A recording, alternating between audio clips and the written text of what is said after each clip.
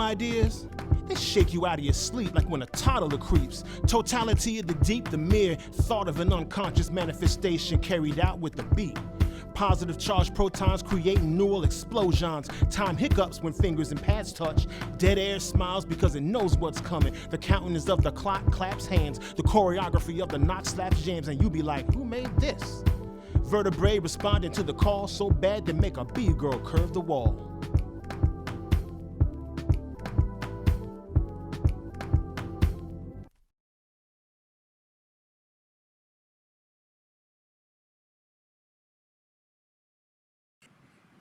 What's going on, good people? It is day 4 of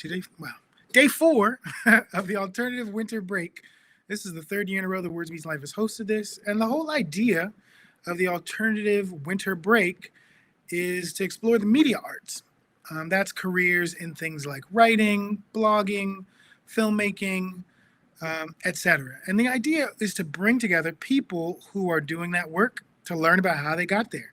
So many young people are interested in career paths that don't necessarily know what's the path. If they don't know an artist or they don't know a creative that's working in that space, they kind of got to figure it out on their own. And so we're trying to help so that young people don't need to figure everything out on their own. To that end, I'm super excited tonight to have a conversation with a new friend, Tamara Wellons. Tamara is a vaunted soulful vocalist whose artistry resonates in multiple realms with the vitality of the timeless definition of rhythm and blues. Also, she's passionate, empathetic, Piscean, who understands on multiple levels the healing essence of music. Songs come to her like life in transformative cycles. Her 2021 release album, Months of Sundays, is her fourth and perhaps most personal yet. It follows 3 critically acclaimed records. Life Is in 2008, Songs for Janie in 2012, and Pretty in 2016. I know when I was first reading the bio, I was like petty, but I was projecting. Pretty in 2016, that in the past decade have seen her perform at renowned venues, including Washington, D.C.'s John F. Kennedy Center for the Performing Arts and Blues Alleys, and London's Jazz Cafe. Furthermore, the success of these records has allowed her to share the stage with 6-time Grammy-winning saxophonist David Sanborn, plus Grammy-nominated vocalist Jonathon Butler and Gerald Albright. In the realm of health and wellness, Wellons is an artist in healthcare. Wow. Is an arts in healthcare expert. I need better glasses. She was an artist in residence at the Georgetown University Lombardi Comprehensive Cancer Center. Her expertise in this field allowed her to deliver creative health services to patients via the power of song every day. As a creative in this realm, she's been featured in publications and in Johns Hopkins University's Music and Care, Artistry in the Hospital Environment by Sarah Hoover of the Peabody Institute. You've been doing a lot. I'm really glad you can make the time to join us tonight. Yes, me too. I'm so happy to be with you, Mozzie. This is cool. Happy Kwanzaa too. To you as well. For those looking for Kwanzaa activities this Friday, we're going to be hosting one at 7:00 at Bloom Bars, featuring Bomani Arma, the Watermelon Man, Mr. Read a Book, as he calls himself, the Black Colin Powell. He's doing a Kwanzaa celebration at Bloom Bars. It's totally free. So Words Meets Life is a sponsor, so we'd encourage you to go. All you got to do is go to Eventbrite and get your tickets. So this is my 4th interview this go round, and I like to start them all the same way, just because I feel like learning what people know about their history, at least from my own experience, helps me understand what they're currently doing, how they see themselves in the tapestry of their own family, not just global history. So I love to ask my first question, being, who is the oldest ancestor that you are aware of? You don't have to know a ton about them, but just you're aware of their existence. Who's your oldest ancestor? My oldest ancestor that I'm aware of is Tempe. Temperance Tempe Brown. She was born 1807. I'm sorry, 1805. Um, and our family goes back. I'm like 8th generation um, in Virginia. So I think I'm the 6th or 7th. So my family has done a wonderful job of keeping the history. I'm from Southampton County, Virginia. And so Ivor is the little town where I grew up. It has one stoplight. If you know people from Ivor, then more than likely, they're a relative or a friend of a relative. But yeah, my family, we go way back. And I'm really proud of it. My ancestors were the first Black voters in Southampton County, Virginia.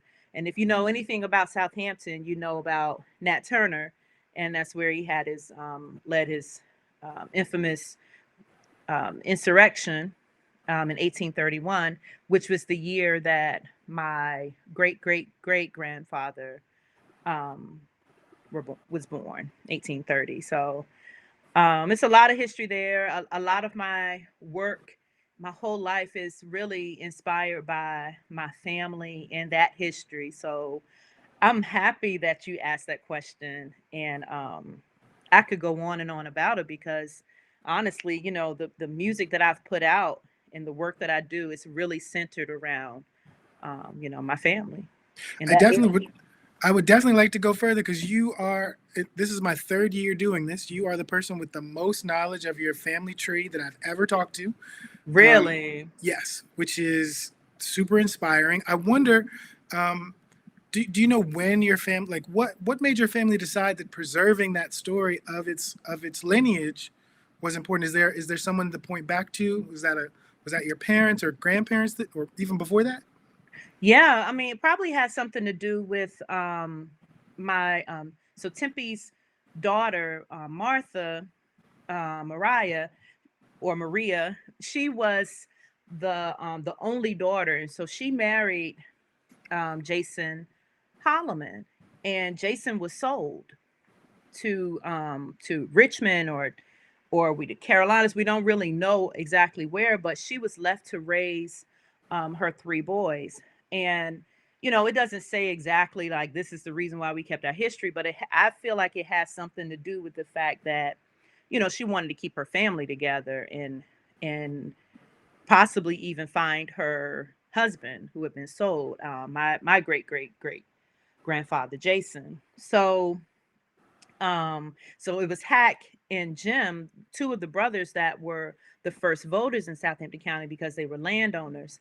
And they were so young. Of course, they were young boys. So she couldn't go and vote because she was a woman. She had to be encouraging them to do these things. Also, they were part of the first African American church in Southampton County, which is in our little town. It's a church called Gillfield Baptist Church. They were some of the first. They were of the founding members there as well. So I think it was like, um, pride. It was understanding, knowing who's who. Like that's something really was steeped in our like tradition. You have to know who's mama, who your cousins are really. Um, and so I had a aunt, her name was Aunt B. She was our historian. So she kept the history, and a lot of our family members. I mean, we have a book called Over Home that a couple of our relatives decided to put together in a book form. At first it was Aunt B who just had the oral tradition. Then we wrote it up, and each family reunion we would read it, and we would say who we were the daughters of or the sons of. So it was just like a few family members who knew the importance of keeping the history. And when Aunt B passed away, my sister became the historian of the family, the one who would always, keep the story going during our family reunions. And my mom she used to lead the family reunions and things like that. So it was a lot of effort put into knowing who we were. That was like something we could stand on, like knowing who you are. Even if we didn't have a lot, you knew whose child you were. That's powerful. It's powerful to Yeah. know. I'm glad you're able to share that story, to even tie your family legacy back to early voting and land ownership. Yes. These are powerful Yes. ideas that you were taught as a part of just being a part of your family, which is just powerful. Yes. I wonder, can you share a little bit that more recent history with your parents? Yeah. Who are they? And what if anything did they do for a living? Oh, thank you for asking that. I love my parents so much. My father and my mom, they have a very interesting story. They grew up around the same time. My dad was born in Newport News, Virginia. And his mother were gospel singers, and they moved to Ivor where he met my mom, and they went to school together, but they grew up as adults. After they got married, they worked together at a chemical plant in Hopewell, Virginia. And they spent their life, a lot of their life, like really connected with family, and like big leaders in the community. Not necessarily on any type of like political platform or anything like that, but just, leaders, taking in children, and being a part of the life in that small town. And so they worked there for like 35 years at this chemical plant in Hopewell, and then retired early. As soon as I graduated from Bowie State University, they were like, all right, we're out. They retired at like 50, and, lived out the rest of their lives, really just, still being a part of the community, the church, and very much involved in the family life. So, they had a remarkable story. I lost my dad last year.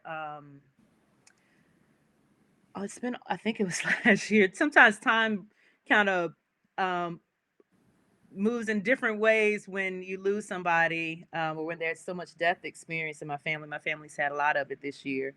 But yeah, it was last year. And I still feel that he's with me sometimes. Maybe that's why it's like, oh, that's weird to say still. But he, he and my mom just very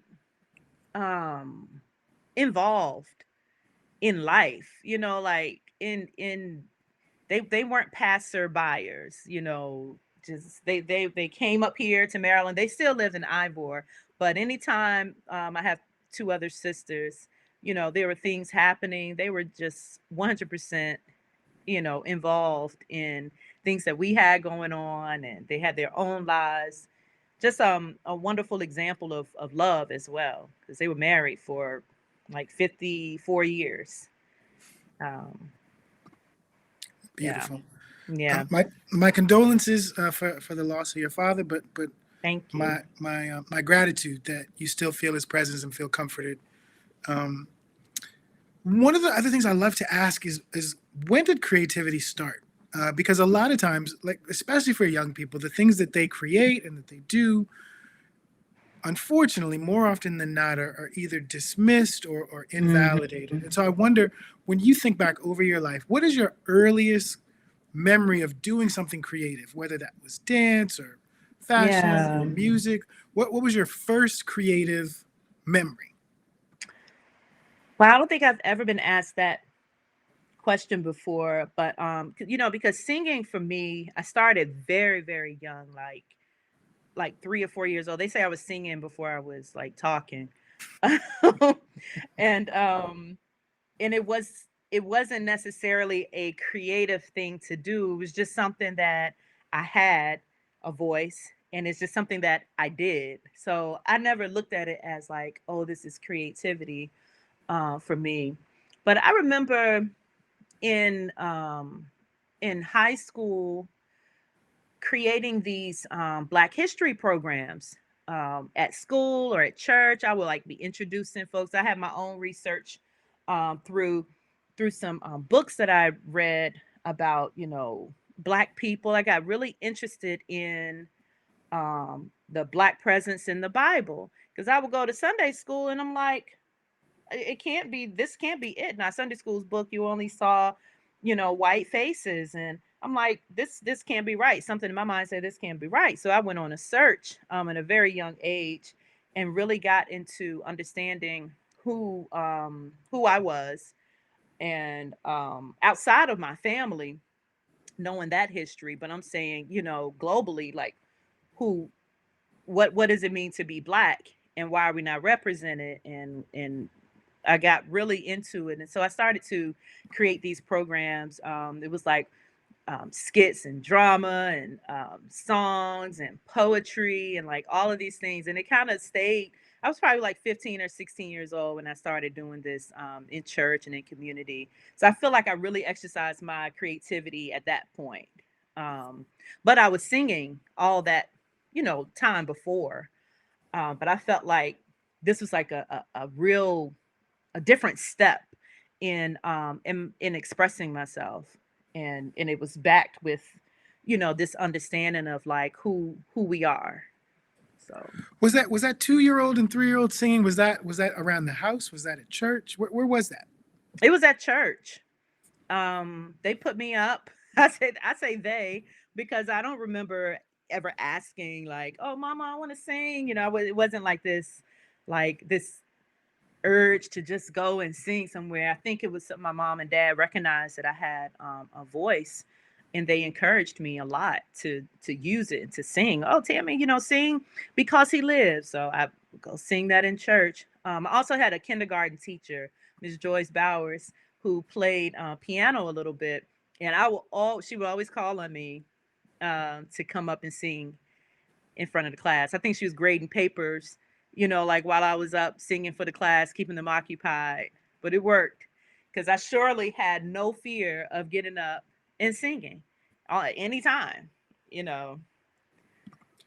It's interesting, because when I asked you about your earliest creative memory, you let us know about singing, and then you jumped all the way to high school. I wonder, you just gave me was usually my second question, which is how did that play out in school? And so you say, yeah, your teacher asked you to come up and sing in front of the class, but were there other opportunities for you to use your voice to sing or to talk about the things that you were concerned about in that school environment before high school? Was there anything in elementary or middle school? Yeah, there were some things. I had a 5th grade teacher who used to bring her guitar to school and play. So I was like, I don't know, that was different for our school. Also, I was a part of, you ever heard of 4-H? I have.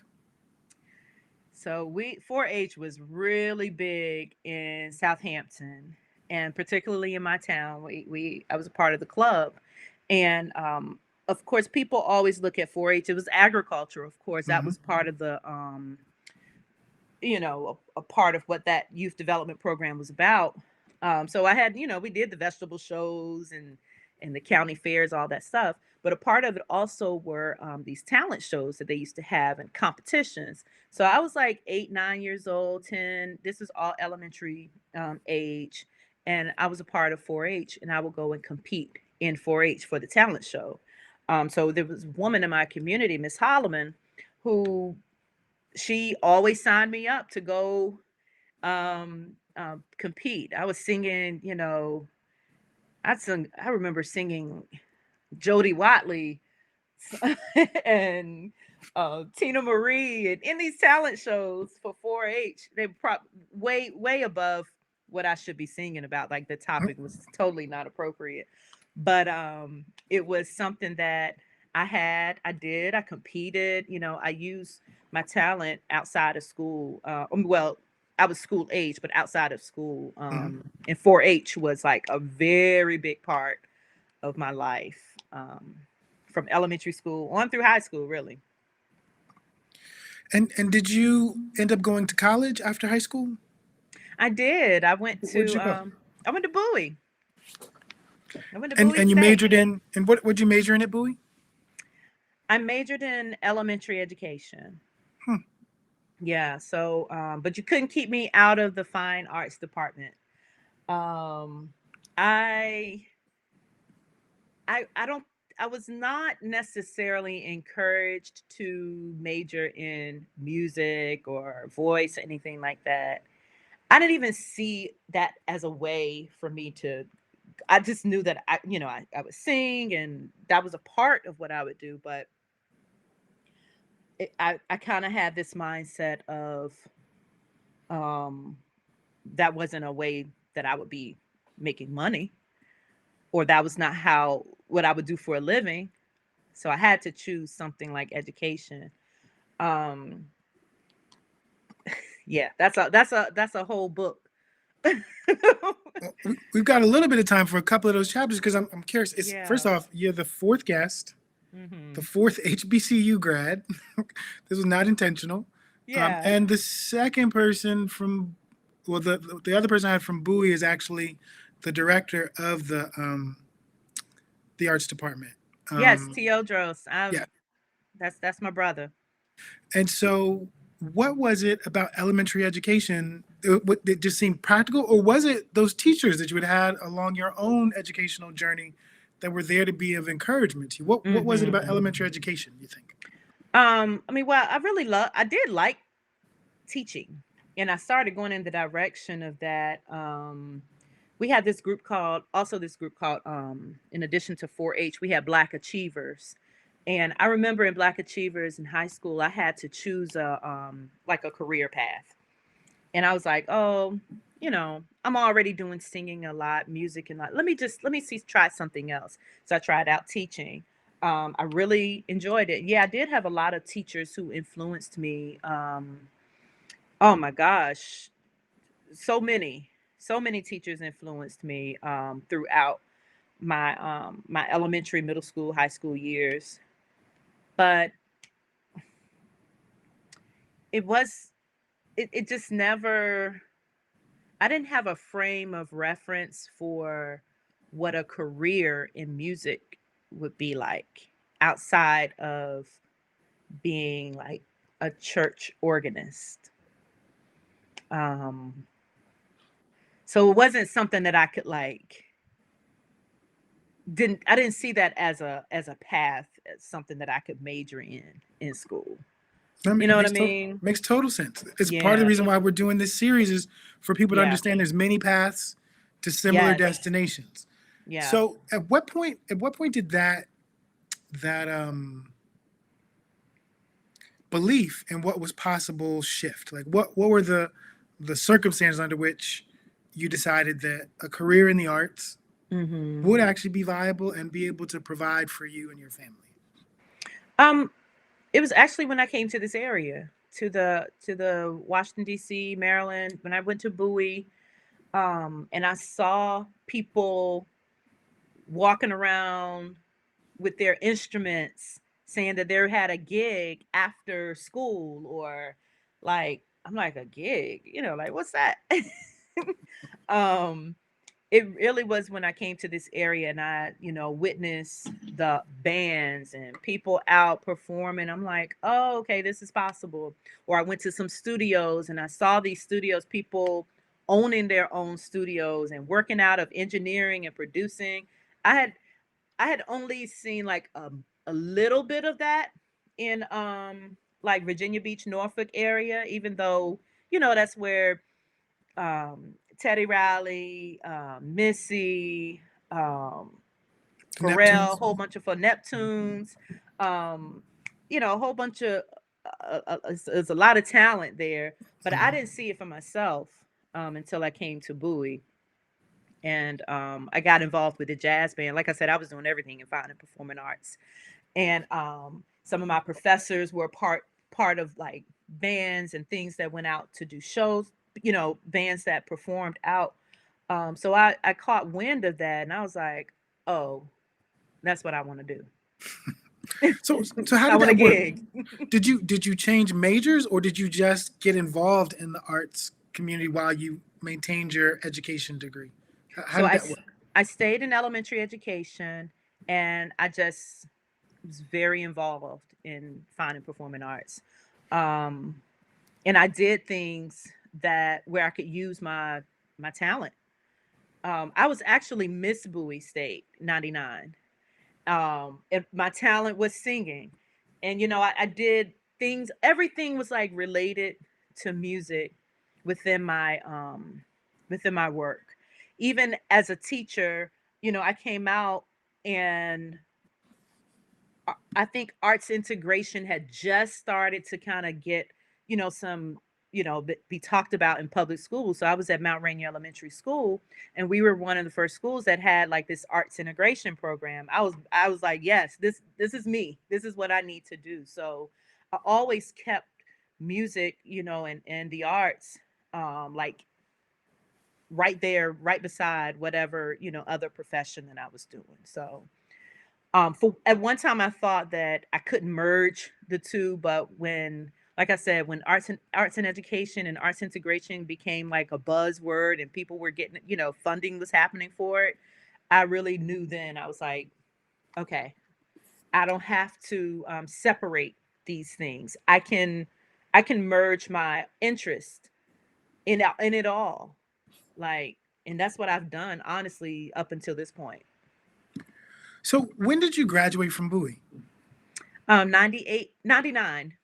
99. So does Yeah. that mean, so between 99 and 2008, are you you're a classroom educator Yeah. and you're working in an Yeah. elementary school doing arts integration, and Yes. do things like the artist residencies come later? But Yeah. so what's your experience during that 99 to 2008 in a classroom space, knowing that you're incorporating creativity? How Right. is that preparing you for this life that you're now living? One, it prepared me just in a real life way. I was able to purchase a home and have somewhere to stay. Like that, in a real life way, I had sustainable income. Whereas I don't know if that would have been the case if I had put all of my pursuits in music. I'm not sure. Um, and I use that time, when I had my summers off. Guess what I did during my summer breaks? What? I went to Omega School for the Recording Arts and Science, and I studied production and music business. And I had I was raising a family by that time. I had my son very young. I was 24, still teaching, and I take him in the stroller with me to my class, take him to the studio. I'm like, we in this. So in a real life way, it afforded me to be able to do some other things. So my summer breaks as a teacher, I used that, recorded, did music. So 2008 was my first full length project, but even before then, I was doing mixtapes. I was working with MCs, producers. I was singing on the hook. Whatever I could do, I was doing it when it came to music and creativity. It was really, uh, um, it was a beautiful time. And looking back, it might have felt a little struggle between like, oh, I want to do music, but I'm teaching, and it was a little push and pull there. But looking back, it was a really, I feel good about how I used my time, while I was teaching. Because I know a little bit about your knowledge of your family history, I wonder how big a role knowing your own family legacy of people who were responsible adults, who were someone's in the community, who had regular jobs that made a Yeah. difference, how much that played a role in you thinking that even though teaching wasn't necessarily your passion, it would be something you're good at and that could provide the resources you need, but at the same time, you could pursue a passion and let that passion grow to a point Hmm. where it could become your actual career. Like how much do you think like knowing who your family is impacted the way Yeah. you thought about what could be possible? Well, my grandmothers had a singing group. They were the Pritchett Gospel Sisters of Newport News. I mean, the Pritchett sisters. It was a gospel music group of Newport News. I didn't know my grandmother, but I lived right beside my aunt. Her name is Aunt. her name's Corrine, and she played the organ. She sang alto.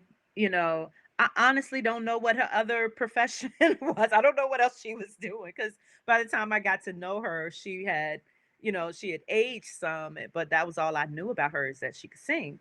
But my grandmother, I knew that she was a hairdresser, or a hairstylist, as they say now. But back then, she did hair.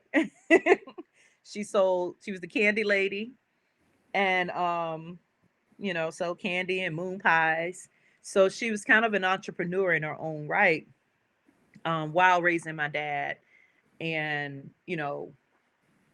being involved as a singer in the community. So I don't know, maybe it was a little bit there. I know one thing, I did have a lot of encouragement to continue singing, just from the community. And every time I would go home, I'm singing for everybody's funeral. I'm singing for the wedding. I'm singing at the family reunion. I'm like the singer. So it wasn't anything that I could let rest, for sure. Um, so I don't know. Maybe it's just something that would not ever, yeah, just I couldn't let rest. That's the only way I could say it. Coming up into this education space. I mean, it's a beautiful story, especially for the person that has a family that is not like your family, that isn't sure Right. that they can make a career at it, and want them to do the practical thing. But you were an example of a person that did the practical thing, but at the same time didn't give up your passion, and then Right. let your passion overtake your responsibility till that passion could become your responsibility. So Yeah. it's just a different road. It's beautiful. And you're the first person I've talked to who has that story. So I'm so glad that you're here to Yeah. share it. So what changes in 2008 that lets you be able to put out this first album? Um, Or just what happens? Maybe it's not a change. yeah, what happens? Um, I also, I had this, because of that early education in music business, because I was like, okay, if I'm going to do this, because my plan was to leave the classroom eventually. I was like, I'm gonna leave the classroom, but I felt like I needed to have something and more understanding of what to do in a music career in order to leave the classroom. So that's why I went to Omega School and all that stuff, and tried to learn, and get connected. What I realized is, this is something I wanted to make sure I said tonight, because I want young folks to hear this. It was the relationships that I built along the way, whether it was in school, in college, or through Omega, through anything that I did. It was the relationships that really gave me like more opportunities to record, to perform, and to be out here in the music world like I am. And so 2008, by that time I had my third child. And it seemed like every child that I had just gave me more ambition to make music. It was like, oh, I gotta do this. It was like a little challenge to me, that I wasn't gonna let anything, any circumstance, get in the way of me making. It really enhanced my creativity, because I'm inspired a lot by my family, the history, but also the present things that I was going through. So the songs that I wrote in 2008 and put out, the album is called Life Is. So I was talking about being a mother. I was talking about seeing my daughter's face before she was born. I was writing house music about, um, falling in love, understanding what love wasn't. So it was like real life stuff happening. Life is, and that kind of, I feel like I birthed that project, or a lot of projects, along with my children. Um, I had a lot of people around me, at the time I was married, and it really helps to have a partner who understands that music is also a part of what you want to bring to this world. So I, I I can't say that I would be able to would not have had the career that I've had without my my family, my relationship, my partnerships. So I mean that's what I can say on that. I wonder, because one of the things we've had some people post in the chats like questions about how to help young people get access to some of the places that you describe yourself as having had access to in terms of community. Mm-hmm. And I wonder two things. One, were there any mentors at Bowie State? Because you talked about teachers who were working musicians who you would see and they'd go out to gig and sometimes you might gig with them. But were there people in your college years that were mentors in your college years and post-college as you're becoming a part of the scene? Who and what role did those mentors play?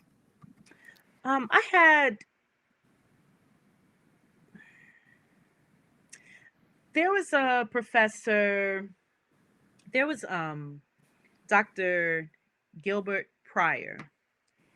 He just these people, and then there was Dr. Knight and Miss Barbara Smith. These people were, I don't know if I can say that they were necessarily like mentors in the way that they were tracking my my career moves at that point, but they were most certainly like my my like champions. They were people who encouraged me or told me what I'm capable of doing when I didn't necessarily believe it in myself.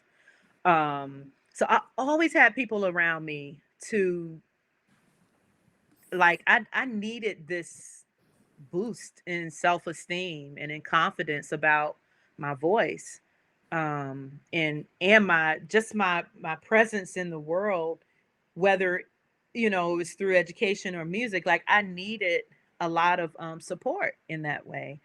And it's not like I didn't grow up having that support. It's just, I don't know, maybe just something the way I'm made. That was a very important piece in my life, having people around me to say you can do something. Yeah. So we talked about the release of your debut album in 2008, Life Is, and in 2012 you released your second album, Songs for Janie. Can we talk a little bit about that album? Yes, that's one of my most favorite albums, because of what I was going through at the time and the inspiration for it. So I read this book, Their Eyes Are Watching God. Actually, Yep, it's behind you. Yep. Zora Hurston. I first read about her from my high school teacher, Miss Wyatt, in Southampton. I was in a forensics class, so I just had to like read an excerpt of it and memorize it and recite it. And she, I love the dialect because the folks spoke in this book like the folks from my town. I was like, oh my God, I understand every word. So I just ate it up. But in high school, I read it again in college, I read it at Bowie. And then as an adult, it did mean something different for me because I found myself searching for myself, like, and I had a wonderful partner who was working with me on helping to create the concept for this album and for music that I'd already written these songs. I was going through a relationship breakup, a marriage, a divorce. So it wasn't just any relationship. It was actually a divorce, and it was a really tough time for me. And I poured myself into this work, so it became a healing space for me to create Songs for Janie. And I kind of had that character to live out some of my or to express, some of my deepest feelings about, things I was going through as a woman. So Songs for Janie is like so close to me.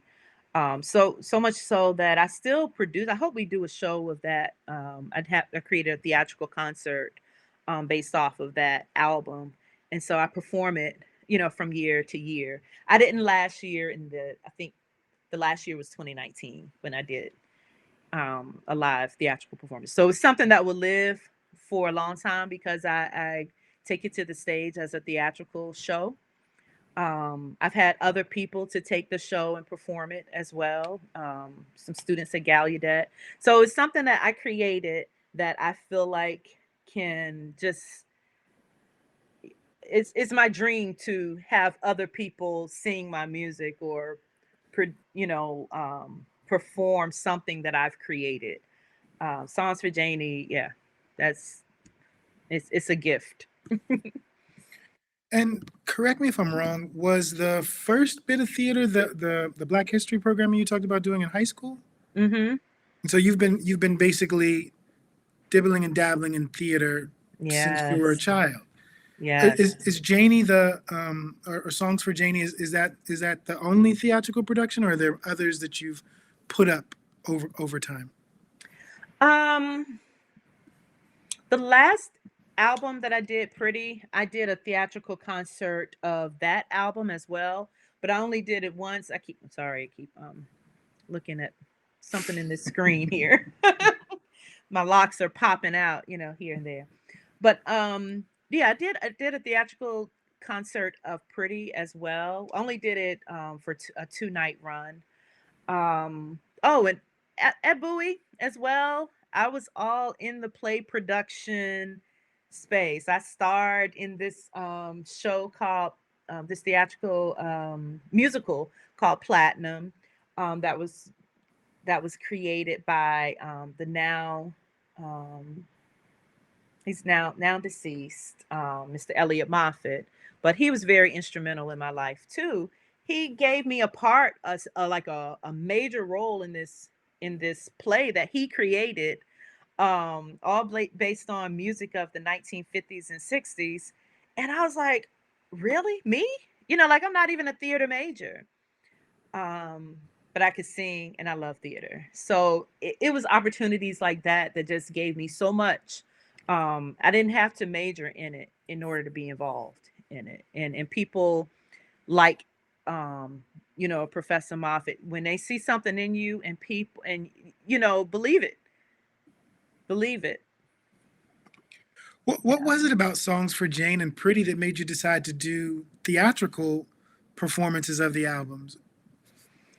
I just didn't want to perform the songs. Like I felt like it needed to be brought to life in a different way. And I think that theater is one of those mediums that can really help people understand what it is you're saying. Hmm.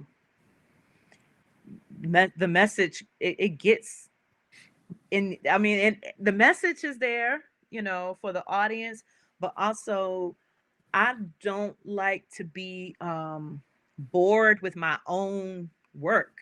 Like, so it was a challenge as well. It's like I wanted to be excited about what I was putting out there. So I wanted to do something that was different and exciting for me. So I mean, that's a big piece of my creativity. Like I gotta love it and be in it and be excited about it. So that did that for me. That's what's up. Yeah. So so the last date I gave you was 2016. So what happens after 2016 in terms of your own creative efforts? And at what point do you actually get affiliated with the DC chapter of the Recording Academy? Okay, I want to answer that question, but Mazi, I see somebody in the chat. Oh, you know Norma? Yes, I do. And I'm so glad that she said something because she is actually a woman who has been a mentor in my life. I met her my first year teaching at Mount Rainier Elementary School, and we've been friends ever since. She's in Seattle, Washington now. So hello, Norma. So good that you're here. She has been very instrumental in my life. So I'm like thrilled that she's in the chat right now. So now I can't remember what the question was because I got all sidetracked seeing Norma. Oh, it's all good. I was just asking. So I know that because I read enough of the bio well enough to say that part of what you started doing was being an artist in residence, doing art therapy.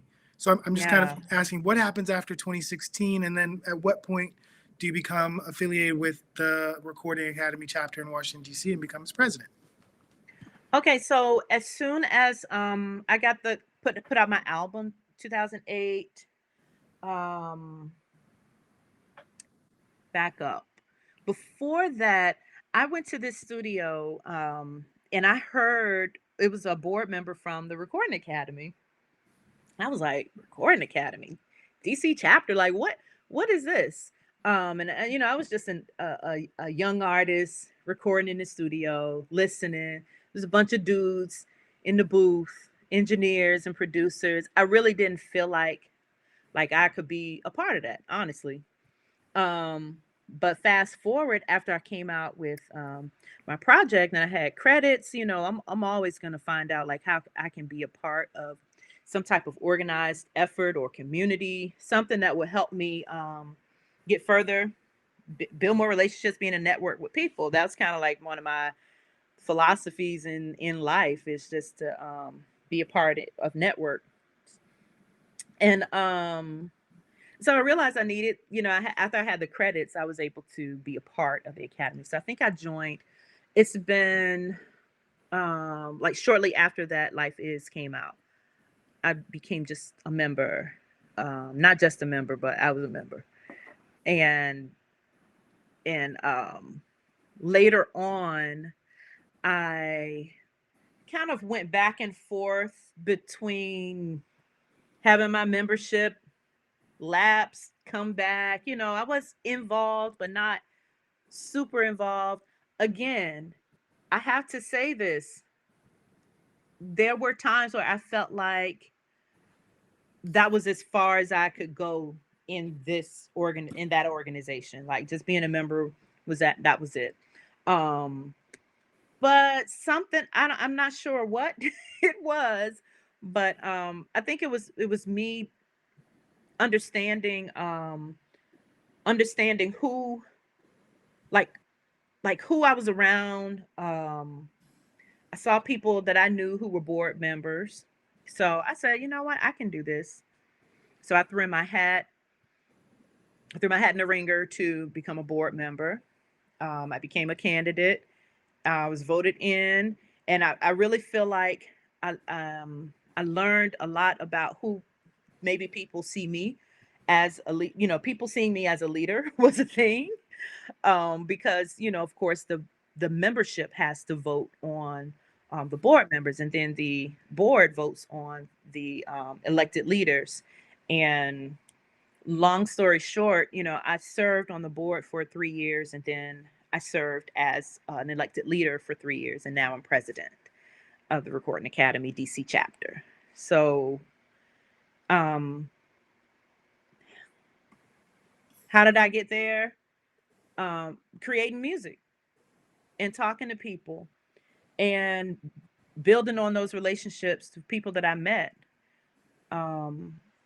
I saw a path for myself, and I'm telling you, I love it because I like being a part of organizations.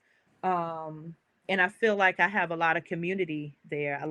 It's not a lot of places I can go to and feel like I'm in community with other like-minded folks who are recording music, you know, and putting it out, trying to do something more with their music, being super creative. It's not a lot of places that I felt like I could go to do that. And the Recording Academy was one of those places. How important is it, do you think, for people to not just record, but to also do, like you talked about, the credits, like knowing what the business of music is, to be able to fully realize the value of what it is that they're doing? How important is that for a young creative to kind of do the right steps? It's very important. I mean, this is something that comes from your mind. It is your creativity. Like, it's almost like it's protecting it. Not to mention monetizing and being able to um have some financial gain off of what you've put in. You invest in yourself when you record. So why not get some return on your investment? And not just I mean, when you perform, I don't even know if people understand this, but you record a song, you put it out for people to hear. When you go and perform that song, you can get performance royalties just off of the performance of it. So you just submit that to your performing rights organization, and they give you royalty off of your own song that you performed. And there's so many avenues to collect as a musician. And I don't think that we know enough about that. We talk about multiple streams of income as a way to build wealth and all of that, where I feel like music, and I'm still in it and finding out these multiple streams, but there are multiple streams when it comes to being an artist and a music maker. Like, it is there. So you need to know about it, and protect what you've created. It's like property. It is intellectual property. Yeah, it's like real estate. So do you feel like younger artists are more aware or less aware of kind of the road forward in a career in music? Is the road clearer for young people today than it was for you when you were contemplating it as a younger person? It could be clearer if you even know to look in that direction. Gosh, all the information that's out here now, like YouTube is a lifesaver for that type of information. So it's there for people to get and understand. But I'm not sure if they know to even look in that direction for it yet. We've got a question. We've got a question from a viewer. Okay. As an artist, what is the greatest challenge you've come through?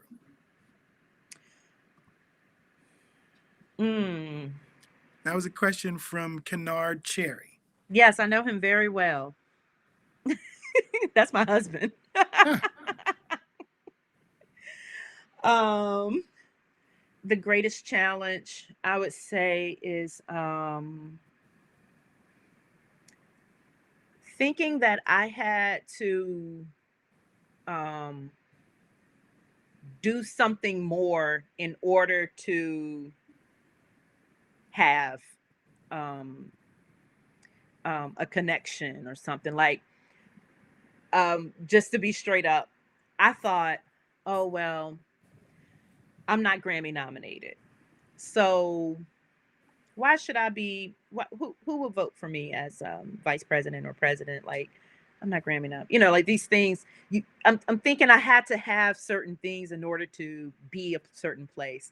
Like, I started getting my master's, working on my master's degree in health promotion, and then I wanted to get a master's in arts and medicine because I thought, oh, well, I probably will need this if I want to do more in this arts and health space, which we haven't talked about at all. But if I wanted to do more in this arts and health space, I probably need to get a degree to do that.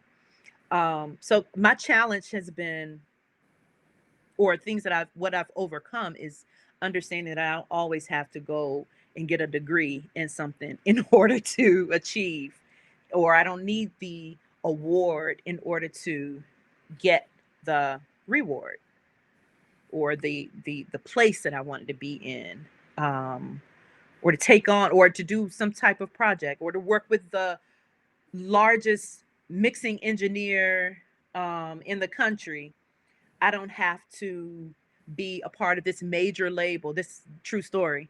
I didn't have to be a part of a major label or sell my soul to go and work with this wonderful mixing engineer that has mixed, Michael Jackson to Whitney Houston.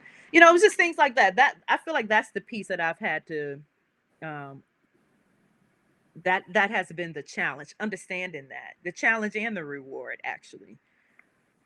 Well, let's hard pivot to the piece around the integration of music and health. I mentioned Yeah. in reading your bio. Let's talk a little bit more about it. I actually have spent the last month talking Mhm. about wellness on WPFW 89.3 on a show I host called Something to Say. And all of the people I've brought in have been art therapists, talking about the role that art can play as a therapeutic practice. And so I'd love to learn more about the work you've done around art therapy. Yeah. Yes, you got another comment from Elise. I'm Elise glad you know Perry. you belong in Yes. every room. Yeah, Elise, wonderful person. Thank you, Elise. She's the president prior to me. She was the first Black female president of the Recording Academy for DC chapter as well.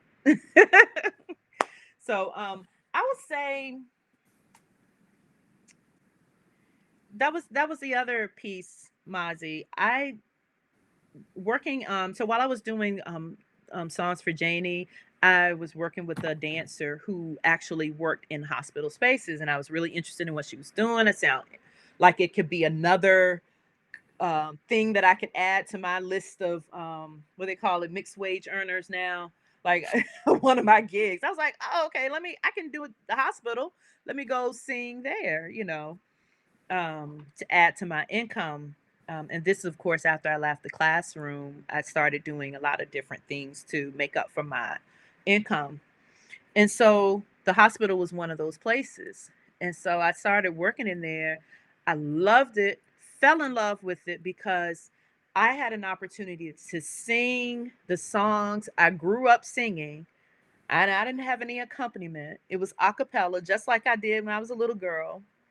And I was singing songs that people could relate to. They were hymns, they were jazz standards. Like I just fell in love with it. Um, and I did that for 8 years. It wasn't every day 8 years. It was once a week. Sometimes it would be, you know, twice a week. It was varied in my schedule. However, I thought that, okay, in order for me to get further in this career as an artist in residence, I had to go to school. And so I mentioned that a little bit, but I realized, but my experience gave me everything that I needed. My experience in working in the hospital space. Also, I did not go to school to be a therapist, a music therapist or art therapist, because that's not what I was doing. I was simply being a singer and artist in a healthcare environment, which is very different from the work of art therapy, Mm-hmm. but it was very similar. Um, but this is another place I want young folks to know, if it's something that you do and you have, the experience of it can sometimes be, and what you learn from that experience can be what you need to get you to the next step in, whatever you're trying to achieve. Um, so there came an opportunity for me there was another hospital space, a Nova Shar Cancer Institute. They were opening up an artist a cancer center. That was my special area, singing in the cancer space. And this organization that's in DC called Smith Center for the Healing and the Arts, they needed a program manager. They needed someone to manage the program, the artists, that understood what it was to be an artist in a healthcare environment, because it's very nuanced. It's not like another gig, and there's some interpersonal skills that you need to have when you're working with people who are facing illnesses. So I applied for that job and I got it. And I've been working with them for the last 4 years and able to bring in other artists, other musicians, train them about, with being in that space and put them to work. So it's been a real sweet spot for me. I wonder, the idea of going into a space to perform for folks that are working on wellness. I wonder, what you feel like you took from that experience. I think I understand what you gave, but what do you feel like you got out of that giving? And somebody else said this better. Did you feel like your songs helped heal people or comfort them? Yeah, absolutely. It's very much a reciprocating job. So, you know, I'm walking into a space and I needed to really be well myself, like clear my mind, be open enough so that I can like be there for people. But I really ended up, especially at Georgetown, because it was more bedside, and I would sometimes see the same people from week to week. I got poured into a lot, meaning I got fed spiritually and emotionally a lot by being in those spaces. You know, I would see people and not their illness. I would hear like how strong and resilient people were, even though they were laid in the space almost unable to move, some people. Or, you know, I did palliative care, so a lot of people were, facing death, but they were so had so much to give to me, and I'm there to give them a service. But they were, it was very emotional and spiritual time, being in the space with people who were facing like illnesses and things, and to be with their families as well. You know, Tamara, I gotta say, I feel honored to be in a city with a national treasure such as yourself. Thank you so much for spending this last hour. I feel like I need another hour. Time went by really fast. It's because you got a really rich story. I feel like if I was your manager, I would demand no panels for you ever. You got to be the only person there to talk. Do you want to share any info about the chapter for folks that might be interested? Yes, I do. I'd like to let you know that we have the Recording Academy has chapters all over this country, and we have a really robust chapter in Washington, D.C., and we'd love to invite people to be members. If you're a recording artist, if you've been putting music out there, check out, I think you can go to recordingacademy.com or Grammys.com and scroll all the way down to where it says membership and then DC chapter, and you can contact us. My name is Tamara Wellons. Our executive director is Sharon Ingram, and we love being a community with other music creators, producers, engineers, music professionals, managers, venue owners. There are 3 types of membership. There's the Grammy U. This is for your group, Mazi, Words, Beats, and Life. The youth who are out there.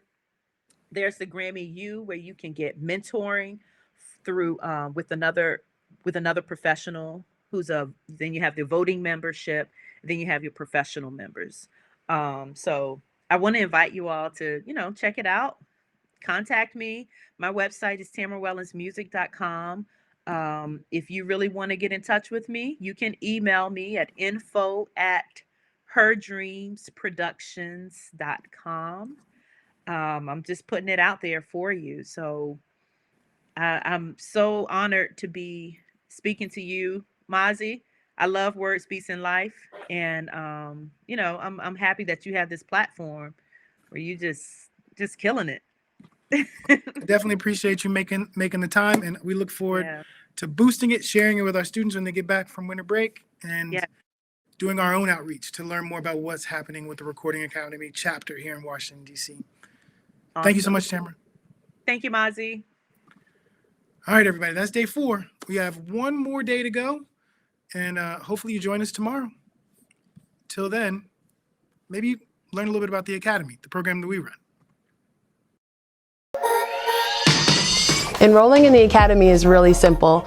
You'll just go to our website, wblinc.org, www.untitled.com/academy. And when you get here, you'll see our main page and you can click enroll, and it'll take you to this form where you're just gonna fill this out. It'll take you about 5 minutes. Once you submit this, you're enrolled in the Academy and you'll receive an email from me so you can pick the classes you'd like to take and join our Academy family. So we're an after-school program rooted in hip-hop. So we have a bunch of classes that you may find interesting. You can go right to our website and go to our classes tab, and you'll see some of them, from performing arts like hip-hop theater, spoken word, hip-hop dance, some of our business classes that are like a boss and walk it like I talk it, which would be more arts management and entrepreneur based. And then we also have things like our music classes, emceeing and rapping and beat production and DJing. You can go to wblinc.org/academy to enroll